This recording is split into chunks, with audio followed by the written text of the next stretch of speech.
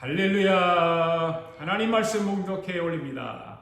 로마서 1장 16절 17절 말씀 두 절 말씀만 같이 읽도록 하겠습니다. 시작. 내가 복음을 부끄러워하지 아니하노니 이 복음은 모든 믿는 자에게 구원을 주시는 하나님의 능력이 됩니다. 먼저는 유대인에게요 그리고 헬라인에게로다.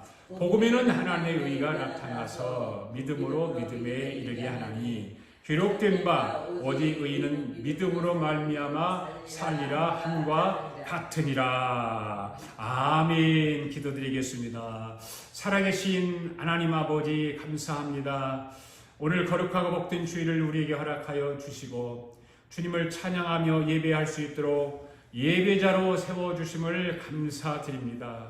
오늘도 우리에게 믿음을 주셔서 기뻐하며 감사로 제사를 드리오니 우리 예배를 주님 받아 주시옵소서. 목마른 영혼들에게 주님의 귀한 생명수로 채워주시고 주님의 선한 능력으로 인도하여 주시옵소서.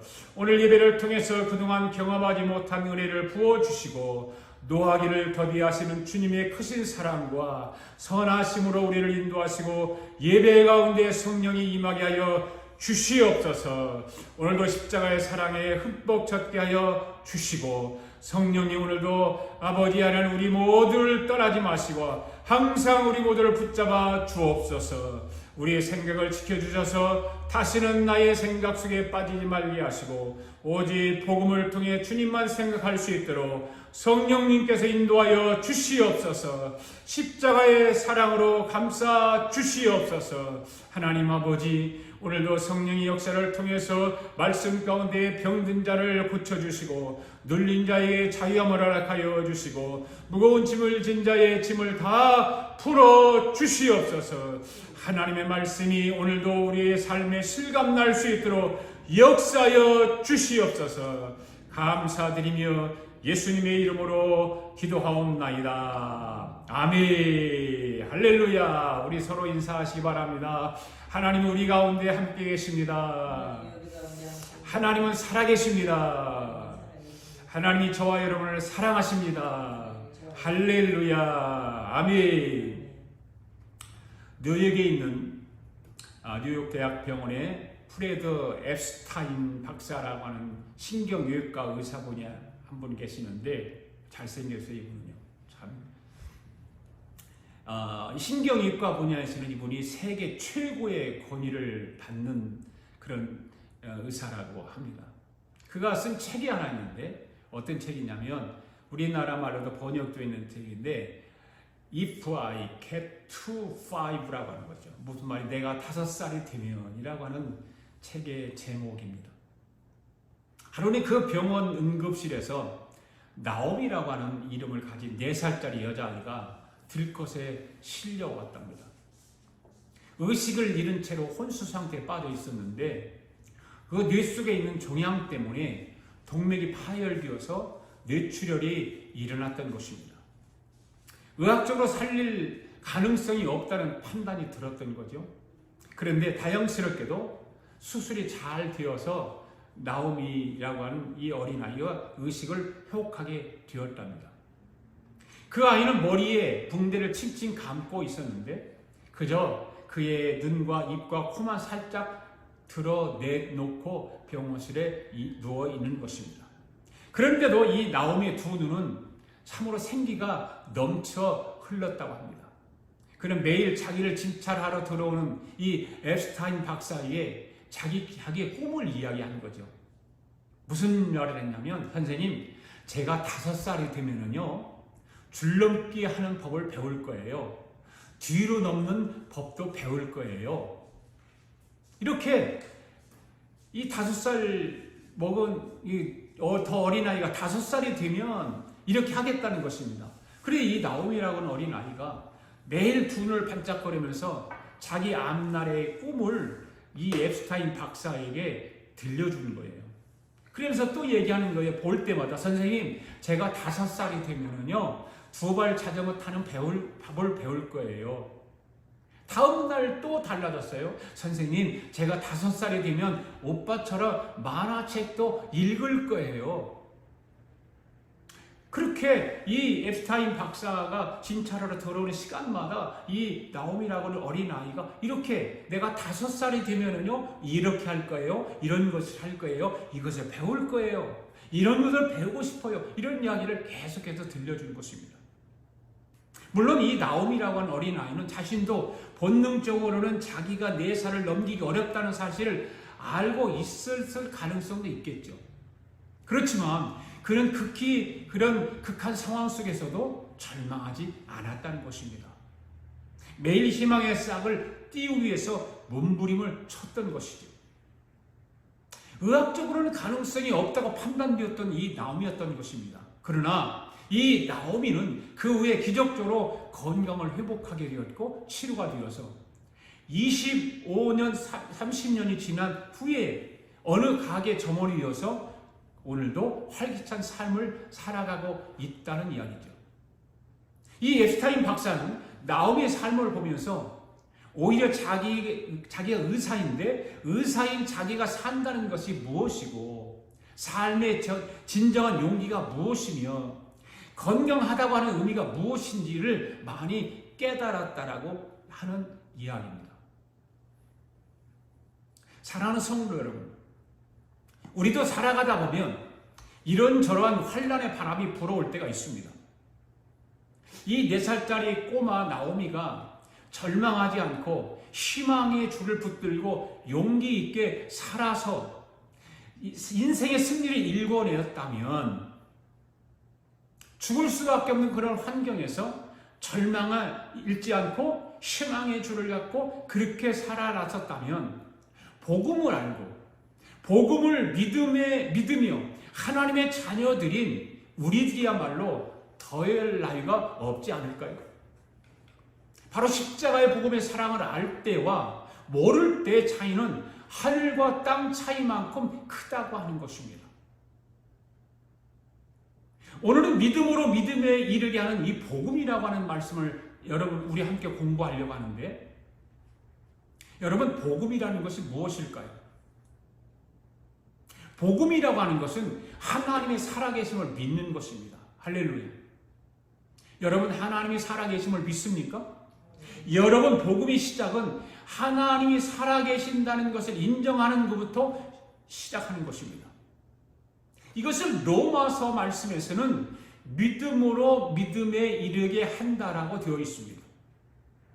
다 같이 로마서 오늘 읽었던 1장 17절 말씀을 한번 읽어보겠습니다. 시작. 복음에는 하나님의 의가 나타나서 믿음으로 믿음에 이르게 하나니 기록된 바 오직 의는 믿음으로 살리라 함과 같으니라. 아멘. 여러분 가정으로 믿음에 이르게 하는 복음은 어떤 복음일까요? 그것은요, 가정이라고 하는 것이 있잖아요. 가정에서 말을 하고 가정에서 행동하고 이런 것들 있잖아요. 그런데 어떤 복음이라는 건 뭐냐? 가정의 복음에서 현실적인 복음으로 믿는 것이 믿음으로 믿음에 이르게 하는 복음이라고 하는 것을 우리는 알아야 되는 것입니다.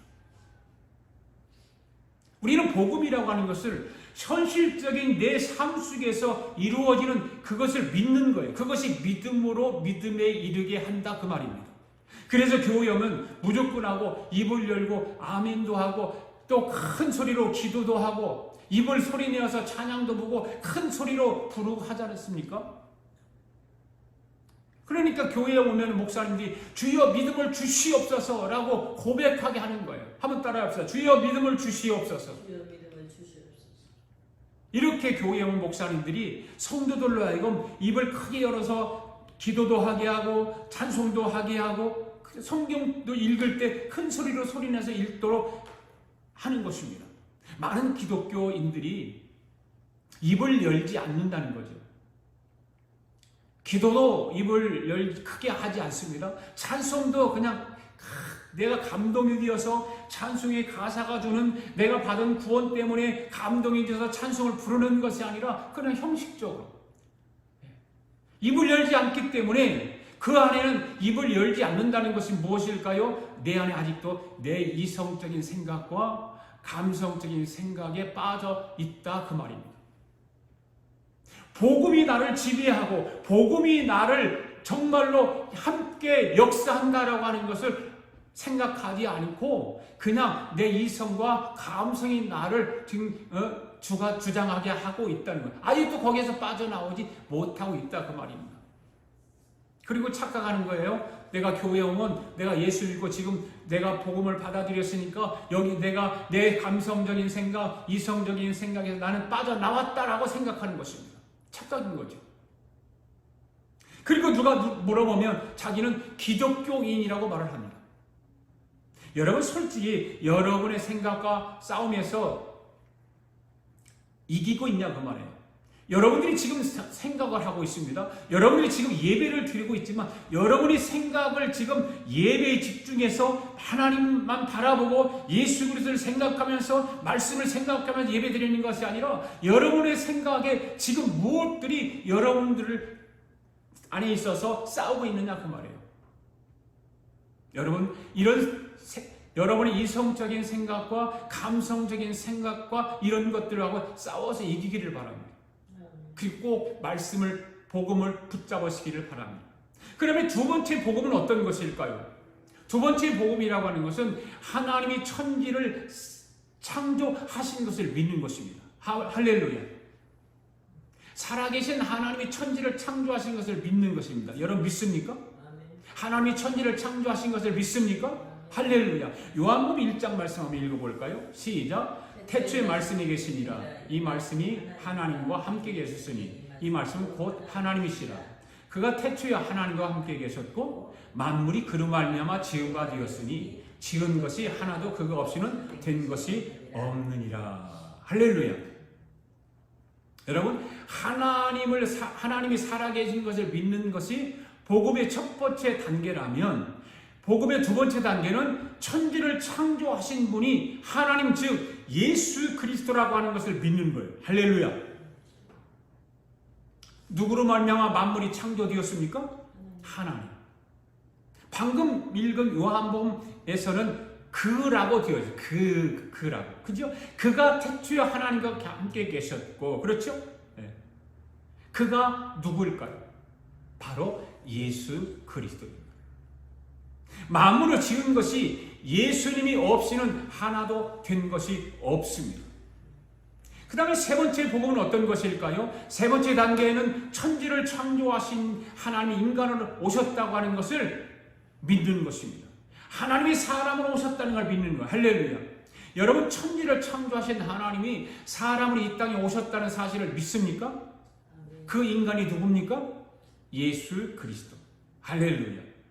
그러니까 지금 여러분 안에 이 복음을 받아들이기 위해서 어떻게 해야 하는가 하면 바울이 말하고 있습니다. 바울이 말하는데 바로 바울이 말하는 것은 이성적인 생각과 합리적인 생각과 그 다음에 종교적인 생각을 가지고 있으면 복음이 사람 속에 들어갈 수 없다 그 말이에요.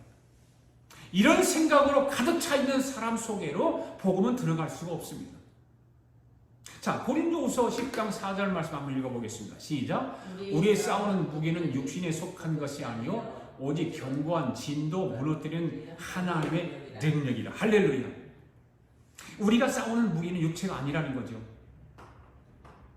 하나님 앞에 그것은 하나님 앞에 견고한 진과 같은 거라는 거죠. 진이라고 하는 것이 뭘까요? 다른 성경은 생각이라고 되어 있어요. 생각. 견고한 것은 뭘까요? 고집이라고 하는 것이 고집. 견고한 진. 예. 생각이 정말 이거는 고칠 수 없는 생각 가진 사람들 많거든요. 아무리 하나님 말씀을 들어도 자기의 생각은 고치지 않아요. 견고한 고집과 같은 거예요. 그래서 못 고쳐 안 고쳐요. 자기 스스로가 고치려고 하지 않아요. 기도를 그렇게 했는데도 자기 생각 고치지 않아요. 복음이 안 들어가죠. 들어갈 수가 없어요. 왜? 자기 생각, 견고한 그 진이 그 안에 있기 때문에. 그러면 여러분, 복음이 들어가게 하려면 어떻게 해야 될까요? 뭐 쉽잖아요. 그냥 여러분의 그 견고한 진, 고집을 깨야 하는 거예요. 믿습니까? 그걸 깨면 되는 거예요. 선입견을 깨야 되는 거예요. 선입견을 깨지 않고는 복음이 들어갈 수 없습니다. 그동안 거짓에 속은 것을 무너뜨려야 하는 것입니다. 그래야 복음이 여러분 속에 들어가는 것입니다. 할렐루야. 고린도후서 10장 5절 말씀 한번 읽어볼까요? 시작. 모든 이론을 무너뜨리며 하나님은 아는 것을 대적하여 높아진 것을 다 무너뜨리고 모든 생각을 사로잡아 그리스도에게 복종하게 하나니. 아멘. 자, 그동안에 잘못 배웠던 것, 내 생각으로 견고한 희로를 가득 채워 있는 것, 이런 것을 생각과 사상을 무너뜨리라 그 말입니다. 복음 앞에 내려놓으라 그 말입니다. 그래야 예수님이 저와 여러분 안에 들어가 계시는 거예요. 믿습니까?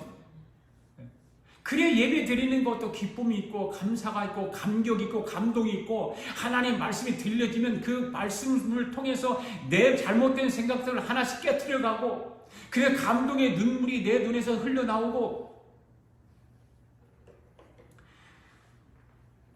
예수님이 이 세상을 창조하신 주인인 것을 인정하는 거예요.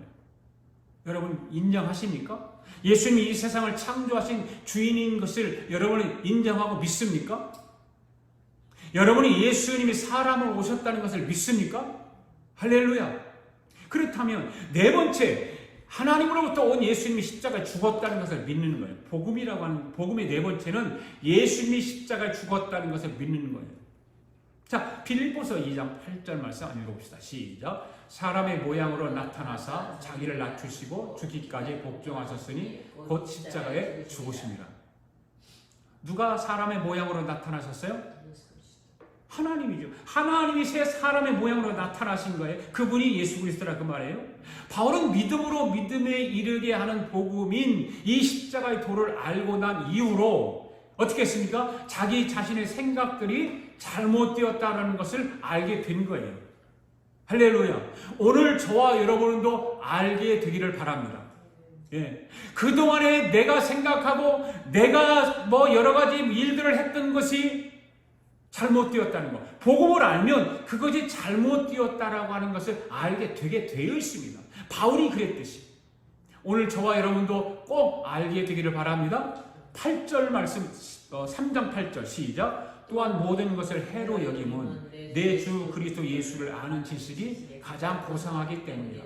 내가 그를 위하여 모든 것을 잃어버리고 배설물로 여김은 그리스도를 얻고 그랬죠. 자, 여러분 이 말씀 보세요. 바울이 믿음으로 믿음에 이르게 하는 복음이 십자가의 도를 알고 난 이후에 모든 것을 어떻게 했다고 말하고 있습니까? 잃어버리고 배설물로 여겼다 그 말입니다. 아멘.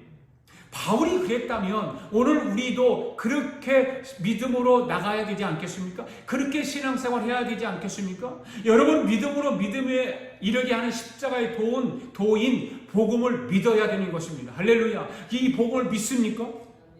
그렇다면 바울과 같이 내 안에 있는 내가 가지고 있는 이성적이고 합리적인 생각들을 버리라고 말해요. 바울이 그랬잖아요. 모든 것을 해로 여겼다고 그랬잖아요. 왜 그러냐면 예수님을 아는 것이 가장 고상하기 때문에 그를 위하여 모든 것을 잃어버렸다. 그런 것들을 잃어버렸다. 과거의 것을 잃어버렸다. 내가 고상하게 생각한 것들 다 잃어버렸다. 배설물로 여겼다. 바울이 그렇게 했고 우리에게 가르쳐주는 거예요. 그렇다면 오늘 우리도 이성적이고 합리적인 생각들을 버릴 수 있기를 바랍니다. 무엇을 버리라고요? 이성적인 생각, 합리적인 생각, 논리적인 생각, 철학적인 생각. 이건 복음 앞에는 아무 쓸모없는 거예요. 복음 앞에는. 복음이 없는 사람들에게는 이게 필요할지 모르지만 복음을 믿는 사람들에게는 이러한 것들이 해당하지 않는다는 거죠. 뭐래요? 바로 감성적이고 그냥 내가 이 세상 것들로 황홀한 생각들을 버리라고 말해요. 세상적인 것들로 황홀한 생각 버리라는 거죠. 그래야 믿음으로 믿음에 이르게 하는 십자가의 도인 복음을 만날 수 있다고 말입니다. 할렐루야. 이 십자가의 도를 알게 되면 여러분의 모든 문제가 해결되는 것입니다. 아멘. 어떤 집사님에게 큰 사업을 하기 위해서 친구에게서 돈을 좀 많이 빌렸어요. 한 100만 불 정도 빌렸습니다. 그런데 사업을 시작해서 몇 년 하다가 갑자기 암이 걸린 거예요. 암이 걸려서 뭐 암이 걸리면 뭐 50-50 치료가 될 수 있고 뭐 죽기도 하고 그런 생각을 하잖아요. 근데 이분은 암에 걸려 죽을 때가 된 거예요. 그래서 친구에게 빌린 돈을 자녀들에게 대물림하고 죽으면 자녀들이 고생을 할 것 같으니까 하던 사업을 다 정리를 해가지고 친구에게 빌린 돈 100만 불을 다 돌려들었어요. 갚았어요. 그리고 돈을 갚았다라고 하는 영수증을 받았습니다. 그리고 그 영수증을 침대 밑에다가 넣어두었습니다. 그리고 암 투병을 하다가 얼마 전에 있다가 죽었어요. 근데 장례식을 마치고 나니까 아버지 친구가 이 암에 걸려서 돌아가신 그분의 아들에게 찾아온 거예요. 찾아와서 너 니네 아버지가 살아계실 때 나한테 100만 불을 빌려가는데 너도 그걸 알고 있지? 네, 알고 있습니다. 그런데 자네 아버지가 그 돈을 갚지 않고 죽었어. 그러니 이 돈을 자네가 갚아주기 바라네. 그렇지 않으면 자네 집과 자네가 가지고 있는 땅 모든 것을 법원에 신청을 해서 압류를 하겠네라고 한 거예요. 이 사람이 왜 이렇게 할까요? 아들이 모르고 있으니까. 거짓말을 해서 돈을 받아내기 위해서 이러한 짓을 하는 것입니다. 그러니까 이 아들은 아무것도 모르니까 아저씨 용서해 주세요, 기다려 주세요 하면서 자꾸 빌면서 사정을 하는 거예요. 내가 꼭 갚겠습니다. 어떻게 해서든 갚겠습니다. 그런데 이 사람은 친구 아들에게 협박을 하는 거죠. 빨리 갚아라. 내가 조금 여유를 줄 테니까 한 달 안에 갚아라. 이 아들은 걱정이 태산 같았습니다. 아버지를 잃은 것도 슬픈데 아버지가 돌아가시면서 갚지 않은 빚이 100만 불이라고 하니까 날벼락에 떨어진 것과 같았습니다. 밤잠이 오지 않습니다. 그런데 어느 날 아버지가 돌아가시고 나서 이제 집안 청소를 좀 해야 되겠다고 생각하고 집안 청소를 하다가 침대 밑에서 서리봉투를 하나를 발견했는데 열어보니까 돈을 갚은 영수증이었어요. 100만 불 갚았어. 받았어. 이렇게 써 있는 거예요. 아니 그런데 아저씨가 왜 나에게 돈을 갚으라고 하지? 하고 생각을 하니까 이 아저씨가 나를 속이고 돈을 또 받아내려고 한다는 생각이 드는 거예요. 아, 이 사람 되게 나쁘다. 나쁜 사람이네 하면서 속으로 막 욕을 막 하는 거예요. 네? 나쁜 아저씨하고. 그래서 영수증을 주머니에 잘 속에 넣고 있었는데 다음날 이 아저씨가 찾아왔어요. 그러면서 하는 말이 돈 갚을 준비 다 되었는가? 다 준비되어서 빨리 갚게 하는 거예요. 여러분, 이 아들이 떨릴까요? 담대할까요? 담대하겠죠. 왜요? 양복 주머니에 아버지가 돈 100만 불을 갚았다라고 하는 영수증을 가지고 있기 때문에. 그래서 이 아저씨 앞에서 주머니에서 꺼내가지고 영수증을 그 아저씨를 보여주는 거예요. 보여주면서 아저씨, 이 영수증 기억나죠? 하면서 보여주니까 이 아저씨가 그 자리에서 주랭랑을 치고 도망가 버렸습니다. 여러분, 이 이야기를 통해서 우리는 무엇을 한번 생각해 볼 수 있을까요?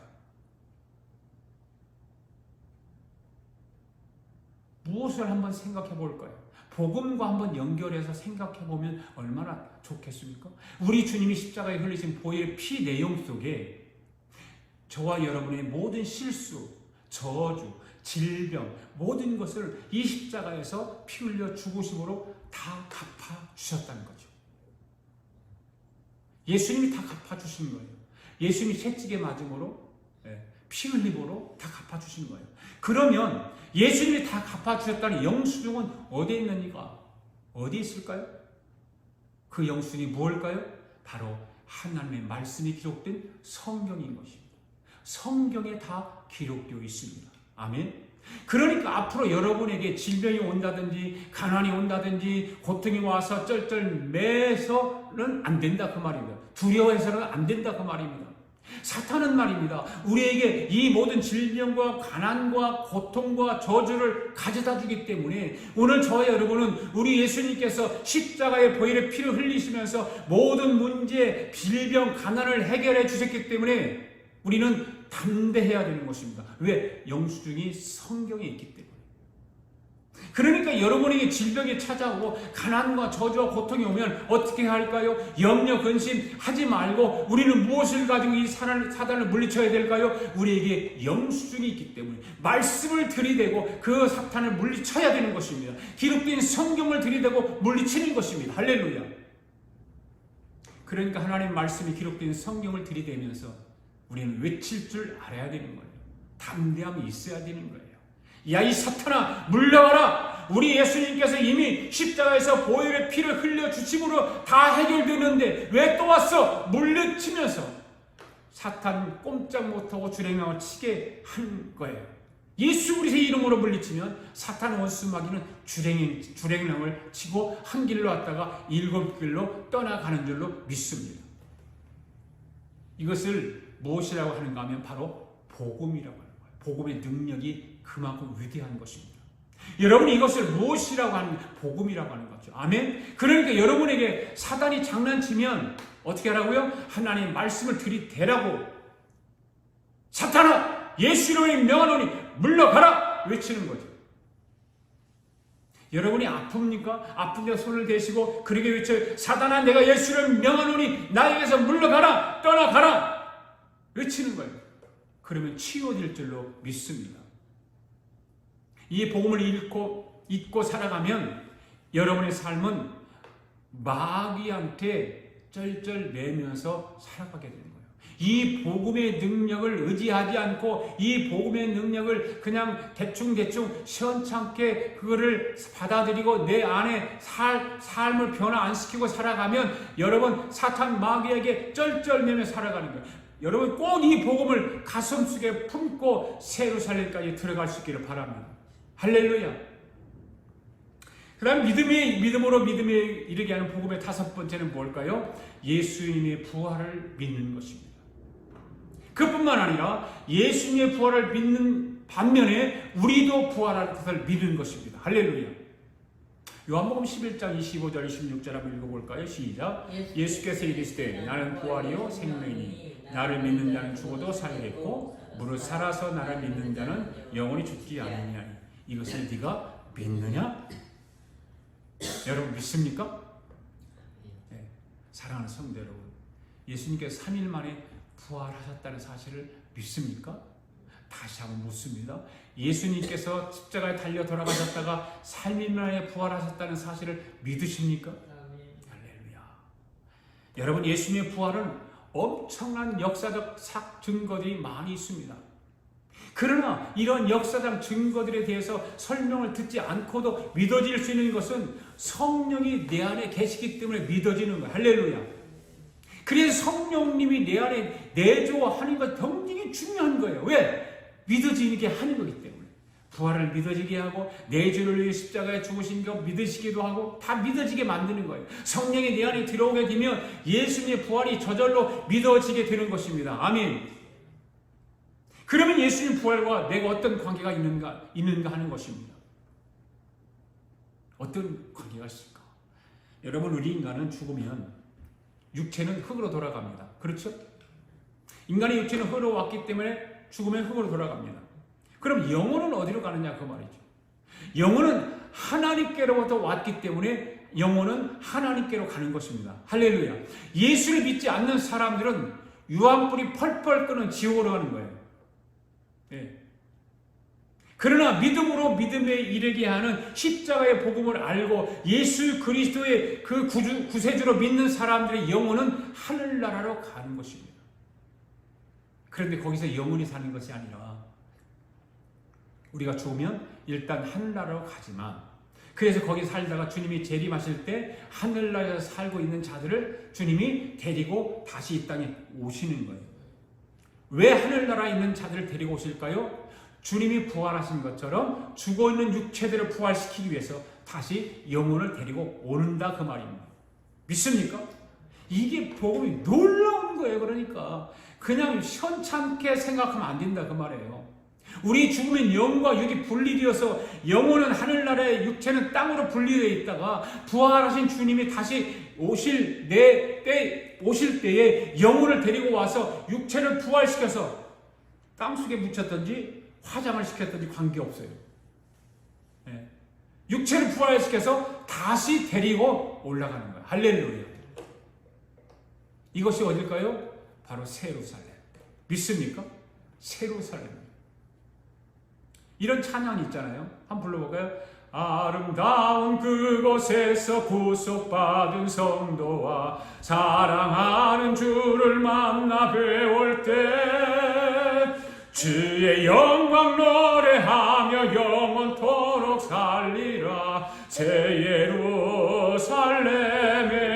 예루살렘에서 성도들이 함께 올 때 기뻐 노래하리라. 새 예루살렘 새 예루살렘 호산나를 높이 불러 왕의 왕을 맞으리. 새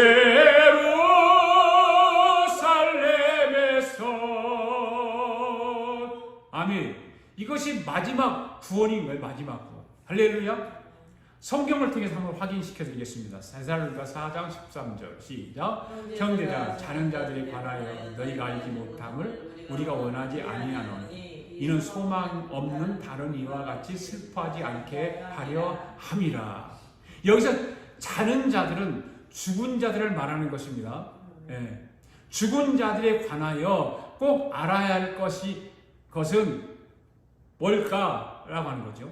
죽은 자들에 관하여 꼭 알아야 할 것은 어떤 것일까? 죽은 자들을 말하는. 그리고 예수 믿는 사람들은 장례식 때 뭐라고 그랬어요? 슬퍼하지 말라 그 말입니다. 예. 14절 말씀 또 한번 읽어볼까요? 시작. 우리가 예수께서 죽으셨다가 다시 살아나심을 믿을지인데 이와 같이 예수 안에서 자는 자들도 하나님이 그와 함께 데리고 오시리라. 아멘. 설명한 거 그대로 말씀이 나오잖아요. 여러분 잘 보시기 바랍니다. 예수를 믿고 예수 안에 있는 자들을 어떻게 하신다고요? 하나님이 함께 데리고 오시겠다는 거죠. 그렇죠? 사랑하는 성도 여러분, 이것이 복음이라고 하는 복음. 예. 여기까지 믿어져야 진짜 그리스도인이에요. 예수 믿는 사람은 여기까지 믿어져야 되는 거예요. 그런데 부활하기는 하는데 부활의 종류가 다르다고 하는 건 여러 번 말씀할 때마다 들려드리는 것이죠. 성경을 보면 그것이 기록되어 있어요. 고린도서 15장 40절부터 시작. 하늘에 속한 형체도 있고 땅에 속한 형체도 있으나 하늘에 속한 것의 영광이 따로 있고 땅에 속한 것의 영광이 따로 있으니 해의 영광이 다르고 달의 영광이 다르며 별의 영광도 다른데 별과 별의 영광이 다르도다. 죽은 자의 부활도 그와 같으니 썩을 것으로 심고 썩지 아니할 것으로 다시 살아나며 욕된 것으로 심고 영광스러운 것으로 다시 살아나며 약한 것으로 심고 강한 것으로 다시 살아나며 육의 몸으로 심고 신령한 몸으로 다시 살아나니 육의 몸이 있은즉 또 영의 몸도 있느니라. 아멘. 여러분이 죽으면 부활합니까? 부활하지 않습니까? 부활하죠? 아멘. 자, 보십시오. 예수님께서 영혼을 데리고 오시면 육체들이 무덤에서 열리면서 부활을 합니다. 신비하지 않겠습니까? 그것만 생각하면 여러분 막 죽어도 괜찮잖아요. 왜? 주님 오시면 다시 죽었던 육체가 부활하니까, 살아나니까. 땅에서도 바다에서도 산에서도 다 부활하는 거예요. 네. 그런데 주님이 재림하는 날까지 복음만을 위해서 예수 잘 믿었던 사람이 죽지 않고 살아있는 사람이 있습니다. 이 사람은 땡 잡은 사람 아니에요? 그렇죠? 이 사람들은 어떻게 될까요? 산채로 부활하는 거예요. 할렐루야. 할렐루야. 길을 가다가 공중으로 올라가는 거예요. 두 사람이 맷돌 갈다가 한 사람은 믿음에 이르게 하는 복음을 위하여 살았기 때문에 그냥 맷돌 갈다가 한 사람 올라가는 거예요. 한 사람은 이성과 논리와 감성을 가지고 황홀함만 추구하던 살던 사람들은 그대로 남아있다가 어디로 가요? 지옥불로 가는 거예요. 살아있다가 하늘로 올라가는 것을 뭐라고 그러죠? 휴거라고 그러잖아요. 휴거. 여러분이 살아가는 동안 주님이 오시면 좋겠죠? 진짜 여러분 좋습니까? 안 좋습니까? 두려운 사람도 있겠죠. 살아있는 동안 주님이 오시면. 오늘 저와 여러분은 두려운 사람이 없기를 바랍니다. 할렐루야, 할렐루야 하고 환영할 수 있는 저와 여러분 되기를 바랍니다. 그러니까 여러분 성경에도 기름 없는 등불을 들고 신랑을 맞이하려고 하지 말고 복음을 위해 살다가 기름이 가득한 등불을 들고 신랑으로 오시는 주님을 맞이하는 저와 여러분 될 수 있기를 바랍니다. 아멘. 네. 사도 바울이 이 광경을 보았잖아요. 죽었다가 살아나는 부활의 광경을 보니까 기상천외한 일들이 일어나는 것을 본 거예요. 바울이 입신을 통해서 하늘나라를 본 거예요. 그게 고린도후서 12장에 기록되어 있습니다. 고린도후서 12장. 오케이, 시작. 무익하나마 내가 부득불 자랑하노니 주의 환상과 계시를 말하리라. 내가 그리스도 안에 있는 한 사람을 아노니 그는 십자가 14년 전에 셋째 하늘에 끌려 올라간 자라. 그가 몸 안에 있는지 몸 밖에 있었는지 나는 모르거니와 하나님은 아시느니라. 바울이 14년 전에 하늘나라로 끌려 올라갔는데 자기 자랑이 되지 않기 위해서 3인칭을 사용하고 있어요. 그렇죠? 네. 자기 자랑을 해서는 안 되니까 3인칭을 사용하고 있잖아요. 내가 아는 사람이 하나 있는데 이렇게 시작하잖아요. 네. 그게 누구예요? 자기를 지금 말하고 있는 거예요. 자기가 자기를 말하면서 내가 아는 사람이 있는데 이렇게 말하는 거거든요. 그래서 내가 아는 사람을 보니까 올라가서 보니까 기상천외한 것을 그래서 보았다 그 말이에요. 한 인간이 엄마 뱃속에 나와가지고 자라고 자기들끼리 사랑을 하다가 아이도 낳고 하다가 죽었는데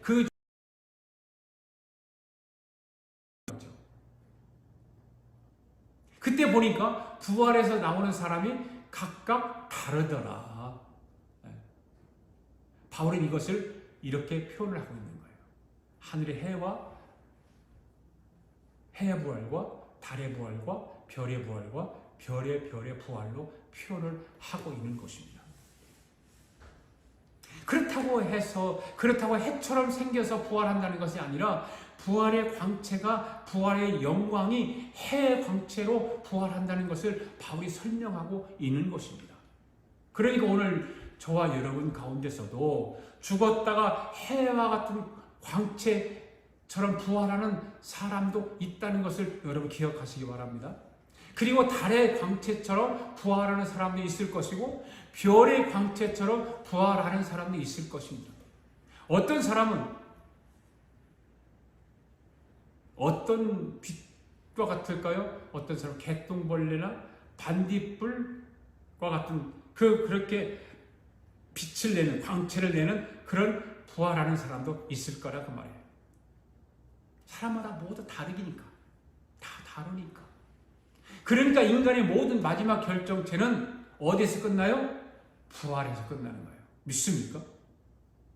여러분이 지금 죽는다고 해서 그 죽음에서 끝나는 것이 아니에요. 네.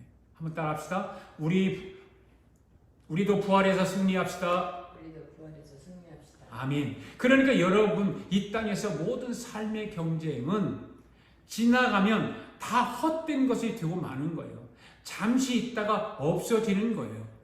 아멘. 네. 여러분은 부활할 때 해와 같은 부활 광채로 부활할 수 있기를 원하십니까? 아니면 개똥벌레와의 그 광채로 부활하기를 원하십니까? 다 모든 사람이 해와 같은 광채로 부활하기를 원하실 것입니다. 그런데 해의 부활은 정해져 있다고 제가 말씀을 드렸죠. 해의 부활은 어떤 사람들이? 순교자들이. 그러게 여러분 순교할 만하잖아요. 그렇죠? 순교할 만하잖아요. 저 어디 중동 지역에 가서 그런데 복음을 전하다가 순교할 수 있잖아요. 아마 그런 지역에서 생명을 걸고 복음을 전하기 위해서 가 있는 선교사들은 이런 마음일 거예요. 나는 순교하리라. 나는 부활할 때 해 광채처럼 부활하리라.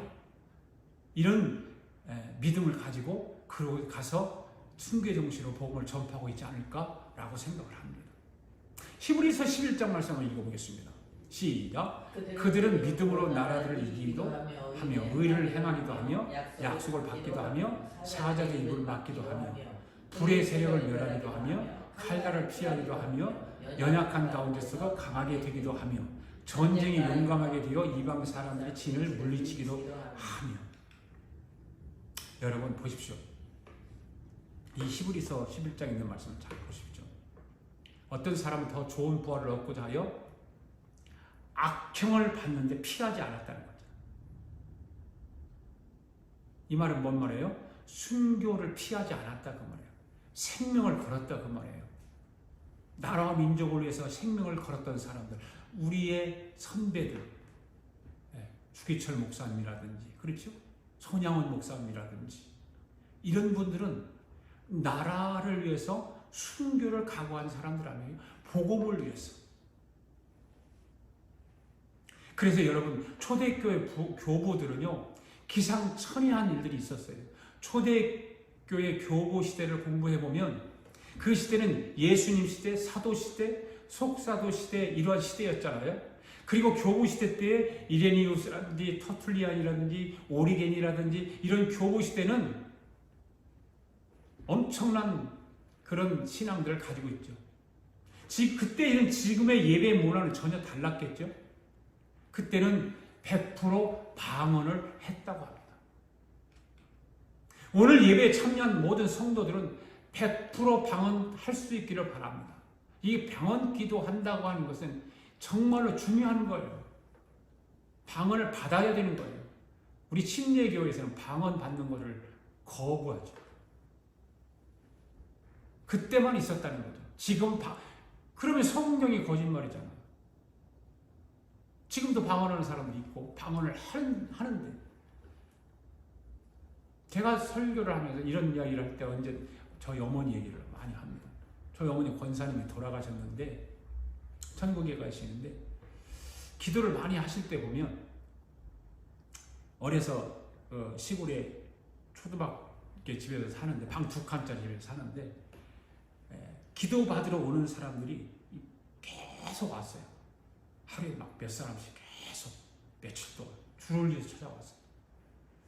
그리고 방언으로 기도를 하면서 그 기도 옆에 들어오고 어렸을 때니까 통역을 해줘요. 그렇게 방언으로 기도하면서 통역까지 해주면서 기도하는 그런 것이 생각이 나요. 초대교회 교보 문서에 보면 깜짝 놀란 일들이 많이 있습니다. 뭐냐면 예배 때마다 성도들이 입신을 했다는 거죠. 그만큼 초대교회 사도시대 때는 이렇게 능력이 많이 나타나는 거예요. 사도들이 설교를 하면 저 설교를 하고 맞춰서 합심기도 들어가면 여기저기서 입신해가지고 막 뒤둥글고 난리가 났던 거죠. 이런 일들이 초대교회 예배 문화에서 일어났던 신기한 일들이 있었던 것입니다. 한국에서도 마찬가지예요. 60년대, 70년대는요 이런 일이 있었다니까요. 우리 어머니 얘기를 제가 했지만 제가 우리 어머니 이야기를 해보면 부흥회를 하면 심리, 20리를 은혜 받으러 다녀요. 저를 업고. 저를 업고 그렇게 은혜 받으러 다녀요. 그때는 막 은혜가 충만할 때니까 심리, 20리는 아무것도 안 해요. 차가 없으니까 걸어 다니는 거예요. 아마 제가 목사가 돼서 목회를 하는 것도 그때 우리 어머니가 나를 업고 은혜 받는 부흥회를 수없이 다녔기 때문에 지금 내가 목사가 되지 않았을까라고 생각을 해봐요. 그러니까 여러분, 입신을 하면 천국의 모든 것을 본다는 거죠. 그러면 입으로 그 천국의 모습을 보고 입신에 들어간 사람의 입으로 말을 하는 거예요. 입신을 막 할 때 내가 과거에 보았던 그런 일들을 입으로 막 하잖아요. 그러면 그 입신을 한 사람 주위에 많은 사람들로 앉아가지고 얘기를 하는 거예요. 자기가 본 거를 입신을 통해서 천국에서 본 걸 얘기를 하니까. 그러면 주위에 몰려있는 사람들이 모여갖고 집사님 지금 집사님 어디 있어요? 그러면 그 입신을 하는 사람이 얘기를 하잖아요. 생명 강가에 내가 있어. 거기서 뭐해? 라고 물어보면 지금 예수님 손잡고 다녀. 이런 얘기를 막 한다고요. 그럼 집사님, 내가 죽으면 내가 들어갈 집 좀 봐주세요. 그러면 입신 가운데 이 본집을 말해주는 거예요. 어떤 사람은 화장실 같다고 하기도 하고, 어떤 사람은 쓰레기집 같다고 말하기도 하고, 어떤 사람은 대궐 같다기도 하고, 궁궐 같다고 말하기도 하고. 자기가 들어가서 살 곳이 화장실 같은 집이라면 이 땅에서의 삶은 어떻게 살아야 되겠는가라고 하는 것입니다. 안다면, 모르면 모르지만 안다면 아무렇게나 살 수 없는 것입니다. 아멘. 이 복음을 아는 사람은 오래 사는 것을 중요하게 생각하지 않습니다. 내 육체가 얼마만큼 아름답고 멋지게 사는 것을 중요하게 생각하지 않습니다. 주님을 위해서, 주님 때문에, 주님의 영광을 위해서 살아가는 것을 중요하게 생각하는 사람인 것입니다. 할렐루야. 여러분, 오늘 저와 여러분은 어떻게 살아야 할까요? 오늘 우리 아가페 교회 성도들과 영상으로 예배하여 참여하는 모든 성도들은 해의 광채로 부활에 임하는 성도가 될 수 있기를 바랍니다. 이것을 복음이라고 하는 것입니다. 그래서 우리는 이 땅에서 사는 동안 다른 것과 경쟁하지 말고 해의 광채와 같은 부활로 새 예루살렘에 가기 위해서 경쟁을 해야 되는 줄로 믿습니다. 그런데 이러한 사실을 인간의 이성과 감성의 생각을 가지고서는 도저히 믿어지지 않는다는 거죠. 그래서 오늘 저와 여러분들에게 성령님이 부어주시지 않으면 불가능한 거예요. 성령께서 역사를 통해서 내게 부어주셔야 되는 거예요. 성령님이 내 안에 찾아와 주셔서 깨닫게 해 주셔야 내가 본 것처럼 믿어지게 되는 줄로 믿습니다. 제가 이렇게 설교를 하면 여러분 마음속으로 그러면 우리가 이 세상을 그렇게 살아가라는 것인가 하고 반문을 할 사람도 있겠죠. 그런데 여러분, 꼭 그렇게 살아가라는 아니라 오해하면 안 되는 거예요. 성경에 보면 많은 인물들이 있죠. 아까 히브리서 11장에 있는 말씀을 잠시 읽었지만 그 많은 인물들 가운데 요셉도 있고 다윗도 있습니다. 하나님이 이 땅에 오셔서 믿음으로 믿음에 이르게 하는 복음을 통해서 우리의 가슴에 새 예루살렘이 임하면, 복음을 통해서 내 가슴 속에 새 예루살렘이 임하면 지금 우리가 살아가는 이 세상에서 새 예루살렘처럼 살아간다 그 말이에요. 아멘. 요셉을 보시면 알 수 있잖아요. 요셉의 마지막은 무슨 수레를 탔다고 그랬어요? 복음 수레를 탔다고 그랬잖아요. 왜? 삶을 새 예루살렘처럼 살아갔어요. 새 예루살렘이 그 요셉에게는 보였어요. 확신이 있었어요. 다윗도 보십시오. 다윗은 마지막은 어디 왕이 되었죠? 살렘 왕이 되었어요. 요셉과 다윗은 이 세상의 삶을 무시하며 살았던 사람이 아닙니다. 믿음으로 믿음에 이르게 하는 복음으로 살아갔던 사람들입니다. 아까도 처음에 그랬죠? 가정의 복음만이 아니라 현실적인 복음. 그렇죠? 내가 생각만으로 가지고 있는 복음이 아니라 현실적인 복음. 내 삶에서 이루는 복음. 네. 여러분, 우리는 가정의 복음에 머물러 있지 않고 내 생각의 복음에 머물러 있지 않고 현실의 복음을 이루며 살았던 사람들이 바로 히브리서 11장에 나오는 믿음의 사람들이에요. 사랑하는 성도 여러분, 복음은 믿음으로 믿음에 이르게 하는 줄 믿습니다. 그러므로 우리 아가페의 성도들은 가정의 복음, 내 생각의 복음에서 현실의 복음으로 살아서 믿음으로 믿음에 이르게 하는 복음을 통해 새 예루살렘을 이 땅에서 이루며 살아가는 저와 여러분 될 수 있기를 주님의 이름으로 축복합니다. 할렐루야. 우리 이 시간 다 함께 영원한 주님의 사랑, 십자가 사랑 찬양 부르면서 하나님 앞에 예물을 봉헌에 올리겠습니다. 감사임을 드릴 수 있길 바랍니다. 영상으로 예배 드리는 여러분들도 하나님 앞에 예물을 꼭 드릴 수 있기를 바랍니다.